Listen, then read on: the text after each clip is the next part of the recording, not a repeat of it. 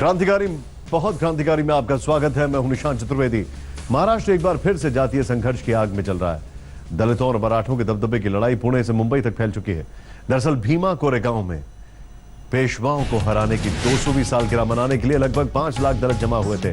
ब्राह्मण पेशवाओं को अंग्रेज सेना की ओर से महार दलितों ने हराया था। इसे लेकर दोनों जातियां आमने सामने आ गई। सूबे में सैकड़ों गाड़ियों में आग लगा दी गई और लोग दहशत में हैं।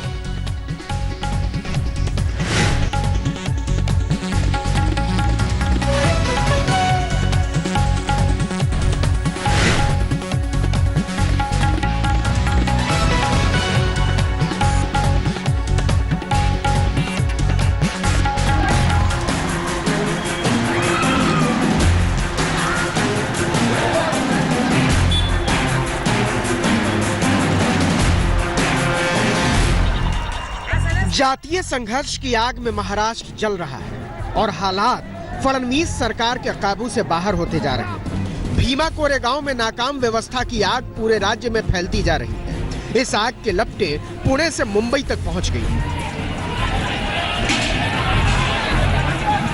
दर्जनों गाड़ियां फूंक दी गई, सैकड़ों लोग घायल हो गए, हजारों सड़कों पर उतर आए और न पुलिस कुछ कर पा रही है, न सरकार को समझ में आ रहा है इसे कैसे रोका जाए। जो पूरा इंसिडेंस है, एक सोची समझी साजिश के तहत क्या ये किया गया, इसके ऊपर भी ध्यान देने की आवश्यकता है। क्योंकि अगर पुलिस इतने बड़े पैमाने पर वहां पर नहीं होती तो शायद बहुत गंभीर घटना भी वहां पर घट सकती थी। इसलिए ये प्रयास किया जा रहा है कि इसके जो तह तक हम लोग जाए और इसलिए हम माननीय उच्च न्यायालय को रिक्वेस्ट करेंगे और माननीय उच्च न्यायालय के सिटिंग न्यायाधीश के माध्यम से इसकी न्यायिक जांच की जाएगी।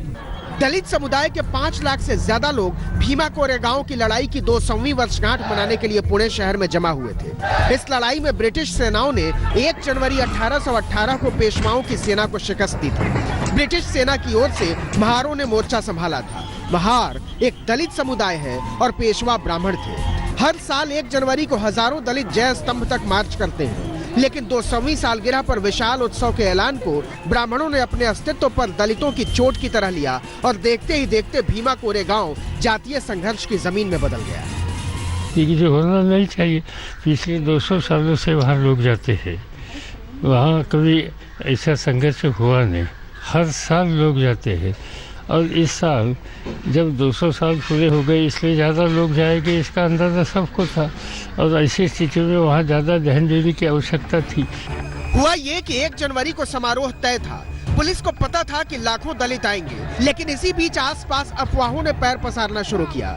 29 दिसंबर को भीमा कोरेगांव से लगभग 5 किलोमीटर दूर वाडू बुद्रुक गांव में एक ढांचे के पास एक बोर्ड बरामद हुआ। इस पर लिखा था कि 1689 में मुगल बादशाह औरंगजेब ने मराठा राजा छत्रपति संभाजी महाराज की हत्या की थी और महार दलितों ने उनकी अंत्येष्टि की थी।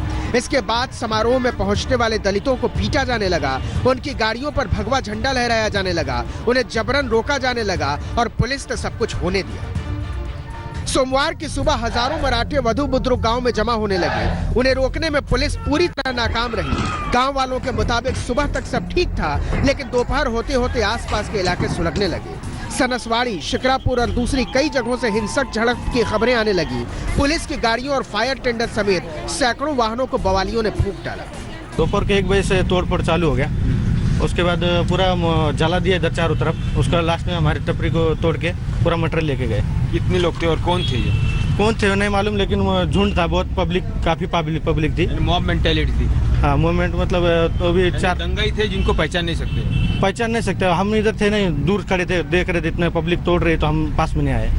सर हमारा यहाँ पे 18 गाड़ी है टोटल, जिसमें से 6 गाड़ी हमारा है, बाकी सब कस्टमर का है, काम के लिए आई थी। किसी का आधा इंजन जोड़ कर रखे हैं। 1 जनवरी को जो छुट्टी हुआ था इसके लिए सब गाड़ी रुकी थी। अभी सब गाड़ी चलेगी। कल हम लोग बहुत मना किए लेकिन कोई माने नहीं। दलितों और मराठा संगठनों की इस झड़प में एक शख्स की मौत होने से हालात और बेकाबू हो गए। फडणवीस सरकार जानबूझकर हाथ पर हाथ धरे बैठी रही। असल में उसने हालात को बेकाबू होने दिया, क्योंकि इसमें बीच में पड़कर वो न तो मराठों के खिलाफ नजर आना चाहती थी और न ही दलितों के खिलाफ। लेकिन उसे अंदाजा नहीं था कि जातीय संघर्ष को समय पर न रोकने की उसकी सियासत पूरे सूबे को ही जलाने लगेगी। आज तक ब्यूरो। हैरान करने वाली ये तस्वीर है, खासकर ये देखते हुए कि किस तरीके से इसमें अब राजनीतिक हित भी साधे जा रहे हैं। जरा ध्यान से देखें आप तस्वीरें, हम आपको जो तस्वीरें दिखा रहे हैं पुणे घाटकोपर मुलुंड हार्बर लाइन।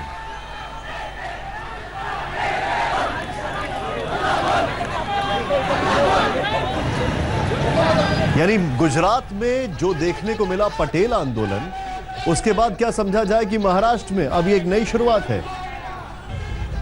कोरेगांव में जातीय संघर्ष का कोहराम मचा हुआ है। वहां से देखिए हमारी संवाददाता विद्या की ये रिपोर्ट। इस वक्त हम गोवंडी रेलवे स्टेशन पर हैं, जहां पर की ट्रेनें नहीं चल रही हैं। जो विरोध प्रदर्शन चल रहा है उसकी वजह से चेंबूर और गोवंडी जो है यही सबसे ज्यादा अफेक्टेड हैं। मानखुर्द के आगे पनवेल तक गाड़ियां चल रही हैं और कुर्ला से सीएसटी के बीच गाड़ियां चल रही हैं, लेकिन ये जो इलाका है यहीं पर नहीं चल पा रही है ट्रेन, जिसकी वजह से आप देख सकते हैं कि लोग जो है रेलवे ट्रैक्स पर चल के अब जहां अपने गंतव्य तक पहुंचने की कोशिश कर रहे हैं। आप आइए कुछ लोगों से बात करते हैं। क्या किसी तरह की दिक्कत आप लोग को पेश आ रही है ट्रेन न चलने की? बहुत दिक्कत आ रही है। कहाँ जाना था आपको? हमें सीबीडी बेलापुर जाना था। 2 घंटे से हम यहाँ से रुके। अच्छा, लेकिन कोई ट्रेन चालू नहीं हो रहा है। ओके। यहाँ पर तकरीबन 1:40 के आसपास विरोध प्रदर्शन शुरू हुआ था, जिसकी वजह से ये चेंबूर और गोवंडी के इलाके में यहाँ ट्रेनें बंद पड़ गई। आप देख सकते हैं आप ट्रैक पर लोग कोशिश कर रहे हैं कि अगले स्टेशन यानी कि मानखुर्द तक पहुँच जाएं, ताकि वहाँ से आगे उनकी ट्रेनें मिल जाएं। और जिनको आगे जाना है कुर्ला की तरफ, वो आगे की दूसरी तरफ के स्टेशन पर जाकर वहाँ से ट्रेन पकड़ रहे हैं। ये भारी दिक्कत इनको जरूर आ रही है। हालांकि रेल प्रशासन का कहना है कि वो आरपीएफ को मौका वारदात पर पहुंचाकर जल्द से कोशिश कर रहे हैं कि जो हालात हैं वो नॉर्मल हो जाए। कैमरामैन सचिन सावंत के साथ विद्या, मुंबई आज तक। पुणे में कई जगहों पर हिंसा हुई है। हालात को काबू में करने के लिए एसआरपीएफ की टुकड़ियां मार्च कर रही हैं। देखिए हमारे संवाददाता पंकज खेलकर की रिपोर्ट। बड़ी तादाद में पुलिस बल दोनों सड़क की ओर तैनात किया हुआ है। यहाँ पर आप देख सकते हैं कि जो नुकसान हुए वो गाड़ियाँ हैं उसको हटाने का काम जारी है, लेकिन जो संख्या यहाँ पर दिखाई दे रही है, चाहे वो 2 व्हीलर हो, 4 व्हीलर हो या घर हो, होटल्स हो, नुकसान बहुत बड़ा हुआ है। और यहाँ के जो लोकल्स है, यहाँ के जो स्थानिक लोग हैं, उनका यही आरोप है कि बाहर के जो लोग हैं, जो दंगाई है, उन्होंने पत्थरबाजी शुरू की और इसीलिए इस प्रकार की अनुचित घटना यहाँ पर हुई है। शुरुआत लेकिन वो जो लोग आए थे उन्होंने ही चालू किया सब। आप यहाँ के गांव के रहने वाले तो इधर वो लोग आए और उन्होंने ही गाड़ी जलाया चालू कर दिया, पत्थरबाजी का चालू किया, तो बड़े बड़े होटल भी जलाने का चालू किया। और कोई पुलिस इधर वाले नहीं, सरकार प्रशासन कोई नहीं आया था। सरकार खाली देख रही है क्या चल रहा है, मजा चल रही है क्या। कल जो दंगा हुआ, जब पत्थरबाजी शुरू हुई तो पुलिस बल कितनी संख्या में तैनात था? खाली 4 ही लोग थे पुलिस लोग इधर, बाकी पत्थरबाजी चालू हो गई तो वो भी भाग गए। पुलिस उनको ही प्रोटेक्शन दे रही थी। व्हीलर जो गाड़ी लोगों को इनका चल रहा है उनको कोई देख नहीं रहे थे। और वो लोग बोल रहे थे आज इस साल आया हूँ तो इस साल तो गाड़ी जलाई, अगले साल आऊंगा तो सब गांव को जला दूंगा। मनाया जा रहा है, हर साल मनाया जाता है, लेकिन इस बार वो 200वां साल था। तो आपको लगता है कि पर्याप्त मात्रा में पुलिस बल आवश्यक था? हाँ, तो पुलिस तो चाहिए था, लेकिन इतना भी कुछ धिंगाना हुआ, सब कुछ राड़ा हुआ, लेकिन पुलिस इधर आए ही नहीं। कम से कम 5-6 घंटा ये चल रहा था पूरा, लेकिन पुलिस का कोई सपोर्ट नहीं, पुलिस कुछ आया ही नहीं। वो धिंगाना करते रहे, दुकान तोड़ते रहे, जलाते रहे, कुछ भी नहीं। मेरा खुद का इधर शॉप है, मेरा भी 2 लाख रुपए का नुकसान हुआ है। पूरा कांच बीच मेरा शॉप का तोड़ दिया, इतना धिंगाना कर दिया ना, कुछ बहुत लोगों को उसने तकलीफ। ये बताइए कि भीमा कोरेगांव में ऐसी घटना अभी तक कभी देखने को नहीं, कभी नहीं। अभी 200 मैंने अभी तक ऐसी घटना किधर देखी ही नहीं। इतना धिंगाना मैंने पहली बार देखा है मेरे लाइफ में। इतना धिंगाना हो ही नहीं सकता। स्थानिक लोग यही आरोप लगा रहे हैं कि पुलिस बल, पुलिस प्रशासन, जिला प्रशासन इस घटना को रोक सकता था। अगर स्थानिक पर्याप्त मात्रा में पुलिस बल मौजूद होता तो ऐसी घटना नहीं होती थी। कैमरामैन गोपाल हरनी के साथ पंकज खेलकर, भीमा कोरेगांव आज तक। मुंबई में भी कई जगहों पर हिंसा की आग फैल गई है। पुलिस की दंगा निरोधी टीम लगातार सड़कों पर गश्त कर रही है। मयूरेश गणपति की रिपोर्ट। मैं खड़ा हूँ चेंबूर में ही। आप देख सकते हैं यहाँ पे कि रायट कंट्रोल पुलिस जो है उसको मुंबई पुलिस की इस डिवीजन को बुलाया गया है। यहाँ पे फिलहाल चेंबूर में आप देख सकते हैं किस प्रकार की तैयारी कर रहे हैं। क्राउड जो था यहाँ पे जो गैदर हुआ था वो बहुत ही वायलेंट हुआ था, और उसको कंट्रोल करने के लिए आप देख सकते हैं कि मुंबई पुलिस की एक खास डिवीजन है जो अपने पूरे अभी गियर्स के साथ रास्ते पे उतरी है। आप देख सकते हैं लाठियाँ है, शील्ड है, उनके खुद के जो है वो ऐसे शील्ड यहाँ पे लगाए हैं उन्होंने। तो ये रायट कंट्रोलिंग पुलिस जो है उसको फिलहाल बुलाया गया है, ये यहाँ पे जो है वो अब कंट्रोल करके क्राउड को। कैमरा पर्सन वैभव के साथ मयूरेश गणपति, मुंबई आज तक। बड़ी खबर इस वक्त दिल्ली से आ रही है। दिल्ली के करीब पलवल में एक ही रात में 6 लोगों को मौत के घाट उतारने वाले साइको किलर को ब्रेन हैमरेज हो गया है। किलर को फरीदाबाद से सफदरजंग अस्पताल ले जाया गया है। यह साइको किलर है जिसने सरिये से लोगों के सिर पर मार मार कर उनको मौत के घाट उतार दिया। 45 वर्षीय इसकी उम्र बताई जा रही है, तकरीबन 45 वर्षीय है, जिसने सोते हुए लोगों के ऊपर सरिये से हमला किया और उनको मौत के घाट उतार दिया। सेना का पूर्व लेफ्टिनेंट है यह साइको किलर।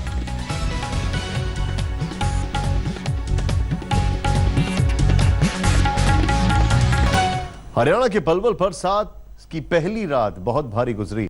सेना के पूर्व लेफ्टिनेंट ने 6 लोगों को सोते हुए मार डाला। उनमें से एक महिला भी शामिल है। सारी हत्याएं रॉड से हैं। 4.5 घंटे में हत्याएं हुई। इन 6 हत्याओं ने पूरे एनसीआर को हिलाकर रख दिया है। पुलिस ने आर्मी के उस पूर्व अफसर को दिमागी जांच के लिए फरीदाबाद भेज दिया।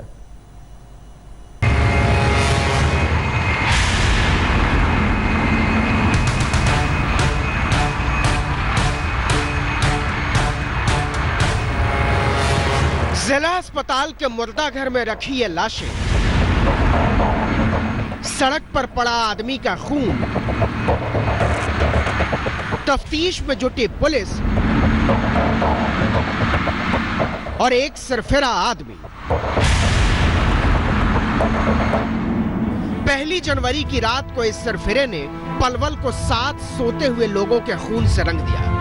कोई अस्पताल में सोया हुआ था, कोई सड़क पर सोया हुआ था, कोई मकान में और कोई दालान में। न कोई दुश्मनी, न कोई मनमुटाव और न कोई नफरत, बस दिमाग पर चढ़ा फितूर और नरेश धनखड़ सीरियल किलर बन गया। 4.5 घंटे के भीतर उसने 6 लोगों को मार डाला, वो भी गोली से नहीं, चाकू से नहीं, रॉड से। पुलिस पर इसने रोड से हमला किया, पुलिस के ऊपर हमला किया। बहुत मुश्किल से इसको पकड़ पाए हैं। तो हालात को देखते हुए लगता है कि शायद ये मेंटली डिस्टर्ब हो। अभी इसको हम हॉस्पिटल लाए हैं और पता चला है नरेश कुमार का आदमी है। इसके फोटो कार्ड, आईडी वगैरह वगैरह। सीसीटीवी में कैद ये तस्वीरें आदमी के हैवान हो जाने की क्रूरतम तस्वीरों में से हैं। नरेश धनखड़ नाम का यह हत्यारा सबसे पहले रात के करीब 2:27 पर एक अस्पताल में घुसता है। एक मरीज की तीमारदार सो रही होती है, उसके सिर पर रॉड से हमला करता है।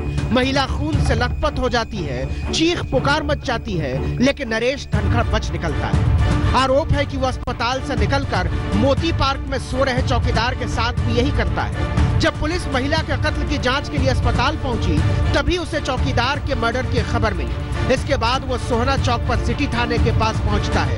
आरोप है कि यहाँ उसने उसी रॉड से एक भिखारी को मार डाला और इस तरह 4.5 घंटे के भीतर नरेश धनखड़ ने 6 लोगों को मौत के घाट उतार दिया। साइकिल किलर अंदर घुसता है और रोड लेकर के सीधा ऊपर जाता है और ताबड़तोड़ सोते हुए पे भाभी पर वार कर देता है हमारी पर। उसके बाद में जैसी आवाज़ होती है, भाई मेरा नीचे जो सोया हुआ था वो जाता है, उसको उधर कोई नहीं मिलता है। वो आईसीयू के सामने जो टॉयलेट उसमें छुप जाता है। तो रात के वक्त क्या मतलब यहीं बाहर चौकीदारी करता था? हाँ, यहीं बाहर चौकीदार, मार्केट बंद थी, बाहर चौकीदार यहीं पे करते थे वो। कोई आया था शख्स, उसने मार दिया उसको। 4 बजे ताप रहे थे आंच पे। उनके एक बंदे ने बताई है 4 बजे के बाद की बात है। उसने पीछे से रोड मारी है या आगे से मारी जो भी है, और पामों में भी कुछ सरिया टाइप का घुसा रखा है उनके। हम जब हॉस्पिटल आए तो हमें डेड बॉडी मिली। पुलिस का कहना है कि सभी 6 लोगों के कत्ल का तरीका एक ही है। सबके सर पर रॉड से हमला किया गया। पलवल की एसपी सुलोचना गजराज ने कहा कि आरोपी के ससुर ने पुलिस को फोन करके बताया कि नरेश रॉड लेकर उनके घर आया है और हमला कर रहा है। पुलिस तूफानी रफ्तार से मौके पर पहुंचती है तो नरेश ने पुलिस टीम पर भी हमला कर दिया। बहुत मशक्कत के बाद उसे गिरफ्तार किया गया। शहर के अंदर कई जगह पे हम इस प्रकार से इसके पीछे पीछे घूमते रहे, तो वो आगे चलते रहे, हम पीछे रहे, उनके पीछे तलाश में लगे रहे। तो फाइनली जाके 7 बजे उनको हमने काबू कर लिया सुखराम हॉस्पिटल के सामने, उसके पास कहीं। नरेश धनखड़ ने ऐसा क्यों किया? उसके इरादों में कहीं भी दुश्मनी या रंजिश नजर नहीं आती, क्योंकि उसने हत्याओं के लिए अलग अलग तरह के लोग चुने। ज्यादातर लोग या तो नींद में थे या कमजोर तबके के थे। हर हत्या के बाद वो आराम से निकल जाता है और अगले शिकार की तलाश करने लगता है। अब पुलिस कहती है कि नरेश धनखड़ की दिमागी हालत खराब है और उसे जांच के लिए फरीदाबाद के सिविल अस्पताल भेजा गया है। अब यहाँ सवाल ये है कि ऐसे सिरफिरे आदमी को हरियाणा सरकार ने अपने सिर पर क्यों बैठा रखा था। तमाम सवाल खड़े हो रहे हैं क्योंकि लोगों का कहना है कि जिस वक्त सबसे पहले उसने महिला की हत्या की 2:37 पर, उसके बाद एक एक कर तमाम हत्याओं को अंजाम दिया। अगर उसी समय उसको पकड़ लिया जाता तो शायद और घटनाएं नहीं हो पाती। कैमरामैन वाहिद के साथ चिराग गोठी, फरीदाबाद, आज तक। अब देखिए कि नरेश धनखड़ करता क्या था, उसका इतिहास क्या है और उसने कैसे 6 हत्याओं को अंजाम दिया। दरअसल नरेश धनखड़ सेना में अफसर हुआ करता था, लेकिन दिमागी तौर पर विक्षिप्त होने के कारण सेना ने उसे निकाल दिया। सेना से निकाले जाने के बाद उसे हरियाणा सरकार ने नौकरी दे दी। हैरानी की बात यह है कि दिमागी हालत के कारण निकाले जाने के बावजूद उसकी कोई जांच नहीं हुई।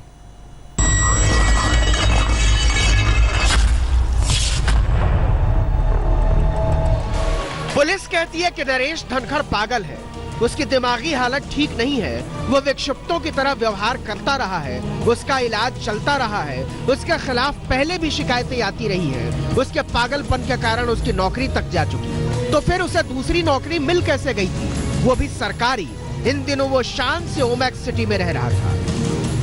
दरअसल नरेश नाम का ये शख्स पलवल के ओमैक्स सिटी के इस फ्लैट में रहता था। ये वही फ्लैट है जिसमें नरेश रहता था। पेशे से रिटायर्ड फौजी है और हिसार में एग्रीकल्चर डेवलपमेंट ऑफिसर था। नरेश धनखड़ कोई साधारण आदमी नहीं है, वो भारतीय सेना में लेफ्टिनेंट रह चुका है। लेफ्टिनेंट मतलब सेना का बहुत बड़ा अफसर। लेकिन सेना के इतने जिम्मेदार पद पर बैठे हुए आदमी की दिमागी हालत ठीक नहीं थी। वो उल जलूल हरकतें करता था। सेना ने इलाज करवाया, छुट्टी पर भेजा, लेकिन नरेश धनखड़ का दिमाग खराब हुआ तो सुधरने का नाम ही न ले। नतीजा, सेना ने उसे नौकरी से निकाल दिया। वो पहले से ही उग्र स्वभाव का था और वो पड़ोसी, कोई भी पड़ोसी उससे बात नहीं करता था। उसकी जो सन की टाइप का था वो, तो कोई भी अड़ोसी पड़ोसी उससे बात नहीं करता था क्योंकि वो उग्र हो जाता था थोड़ी सी बात पे। अब देखिए कि जिस नरेश धनखड़ को सेना ने खराब दिमागी हालत के आधार पर नौकरी से निकाल दिया, उसे हरियाणा सरकार ने माथे पर बिठा लिया। उसने नरेश धनखड़ का न पिछला रिकॉर्ड चेक किया, न सेना से निकाले जाने की वजह देखी, न ही उसकी मानसिक जांच करवाई, सीधे कृषि विभाग का अफसर बना दिया। इस समय नरेश धनखड़ हरियाणा सरकार के कृषि विभाग में असिस्टेंट डेवलपमेंट ऑफिसर था। मतलब एक पूरी तहसील की खेती किसानी, अधिग्रहण, मुआवजा, बर्बादी, बीमा, दाम लगान का सारा काम नरेश धनखड़ नाम के सिरफिरे आदमी के हवाले था। ये पहला केस पलवल हॉस्पिटल में हुआ। ऐसी वारदात पूरे देश में ये पहली वारदात है, एकदम 6। और ये मिलिट्री मैन है, SDO था और गश्त कम होती है इसी वजह से, और हॉस्पिटल की लापरवाही। 6 हत्याओं के खून से रंगे हुए हाथ पर जांच हो रही है। सामूहिक हत्याओं का मास्टरमाइंड फरीदाबाद के अस्पताल में आराम से अपने सिरफिरेपन का उत्सव मना रहा है। उसे ग्लूकोज दिया जा रहा है, खाना दिया जा रहा है, और अगर डॉक्टरों ने उसके पागलपन को प्रमाणित कर दिया तो समझ लीजिए वो फोकट में बरी हो जाएगा। फिलहाल तो मारने की वजह क्या है ये अब हमारे सामने आया नहीं, क्योंकि वो भी बेहोश हालत में था और उसका उपचार हम करा रहे हैं। नशे में था हत्या के वक्त? नहीं, कोई नशे में नहीं था। ये बिल्कुल अपने ओरिएंटेशन ठीक था ये। और जब हम सीसीटीवी फुटेज भी देखा था, वो काफी एग्रेसिव था और लोगों के लिए उनके ऊपर वार करने की भी कोशिश कर रहा है, देख रहा है। सोचिए कैसा डिजिटल इंडिया बना रहे हैं हम। आधार कार्ड से आदमी का सारा इतिहास भूगोल पता कर लेने के टपोर शंखी अभियान के आसमानी जमाने में किसी को भनक तक नहीं लगी जिस आदमी को मानसिक अस्पताल में डाला जाना चाहिए। उसकी हत्यारी सोच को सरकार तनख्वाह और सरकारी ऐशो आराम देकर बरसों से पाल रही थी। फिलहाल आरोपी नरेश पुलिस के शिकंजे में और पुलिस जानने की कोशिश कर रही है कि आखिर उसने इस जघन्य हत्याकांडों को अंजाम क्यों दिया। कैमरामैन किशन कुमार, चिराग गोठी और सचिन गौड़ के साथ पुनीत शर्मा, पलवल, आज तक। बीजेपी के एक सांसद भारतीय सेना को मरघट समझते हैं। पार्टी के वरिष्ठ सांसद नेपाल सिंह ने सैनिकों की शहादत पर जो कहा उसे कोई भी हिंदुस्तानी बर्दाश्त नहीं कर सकता। सैनिकों की बढ़ती शहादत पर पूछे गए एक सवाल के जवाब में उन्होंने कहा कि आर्मी वाले तो मरेंगे ही, पूरी दुनिया में मरते हैं। जब इस पर उन्हें घेरा जाने लगा तो उन्होंने एक रटा रटाया जवाब पेश कर दिया कि उनके बयान को तोड़ मरोड़ कर पेश किया गया। 6 हमारे जो जवान शहीद रोज मरेंगे आर्मी में। जरा फिर से सुनिए और ठीक से सुनिए। 6 हमारे जो जवान शहीद रोज मरेंगे आर्मी में। ठीक सुना आपने, वही सुना जो ये कह रहे हैं और टंके की चोट पर कह रहे हैं। 6 हमारे जो जवान शहीद रोज मरेंगे आर्मी में। अब ये भी सुन लीजिए कि सेना को जाबाजों का मरघट समझने वाली ये हुजूर है कौन। पूछिए ही मत, लगेगा हाय राम, शहीदों पर आंसुओं के घड़ियाल भी ऐसे विचार रखते हैं। ये है भारतीय जनता पार्टी के माननीय सांसद श्री नेपाल सिंह। 6 हमारे जो जवान शहीद तो रोज मरेंगे आर्मी में। अच्छा, कोई ऐसा देश है जहाँ आर्मी का आदमी न मरता और झगड़ा हो? सर जी क्या दर्शन फरमाया है आपने। गौतम बुद्ध के अवतार हो गए थे बीजेपी के एमपी नेपाल सिंह। उस घर से एक मुट्ठी सरसों का दाना लेकर आओ जिसके घर में कोई मौत न हुई हो। हाय, आर्मी वाले तो होते ही हैं मरने के लिए, और हमारी सेना हमारे शहीदों के लिए आई ये उद्गार कोई पाकिस्तान से नहीं आए थे, किसी लश्कर से नहीं आए थे, किसी जैश से नहीं आए थे, भारतीय जनता पार्टी की प्रतापी संसदीय बिरादरी की ओर से आए थे कि सेना वाले तो रोज मरेंगे, हम तमाशा देखें। 6 हमारे जो जवान शहीद तो रोज मरेंगे आर्मी में। अच्छा, कोई ऐसा देश है जहाँ आर्मी का आदमी न मरता और झगड़ा हो? अच्छा, गाँव में भी झगड़ा होता है, लठेबाजी होती है, तो कोई देखा तो वायरल होगा ही। मतलब पाकिस्तान के घुसपैठियों से लड़ाई को गांव का झगड़ा समझते हैं नेपाल सिंह। ओस की तरह बरसती आतंकियों की गोली को मोहल्ले की लड़ाई समझते हैं बीजेपी के एमपी साहब। बंकरों, बाड़ों, पहाड़ों के पीछे से चलते मोटारों और हथगोलों को पड़ोसियों की हाथापाई समझते हैं राष्ट्रवादी पार्टी के सांसद। सवाल सुनिए और सुनिए उनका जवाब, मारे शर्म के माथा झुक जाएगा। हम अपने जवानों को बनने की स्थिति में लाने क्यों दे रहे हैं? क्यों इजराइल उन्होंने इस तरह अपने उसको कर रखा है कि उनके जवान तो अच्छा, हमें कोई डिवाइस बताओ, आर्मी ना मारे, कोई चीज बताओ, कोई गोली काम ना करे, उसका से करवा दे। ये शहादत का अपमान है, नीचा दिखाना है भारतीय सेना की जाबाज परंपरा को। ये तौहीन है भारत माँ की शान में जान को तिरंगे की सलामी में उछाल देने की। चारों तरफ से फजीहत शुरू। बीजेपी वाले एमपी साहब नेपाल सिंह गंगा में खड़े होकर झूठ बोल गए थे।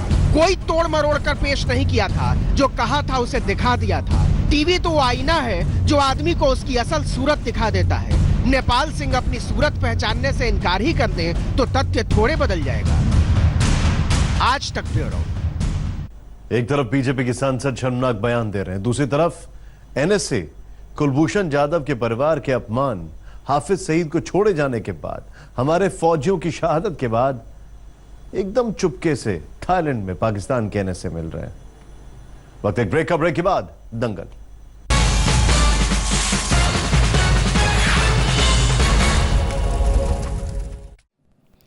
लेटेस्ट खबरों के लिए यूं ही देखते रहिए आज तक, और इस वीडियो के पसंद आने पर लाइक, शेयर एंड सब्सक्राइब करना ना भूलें।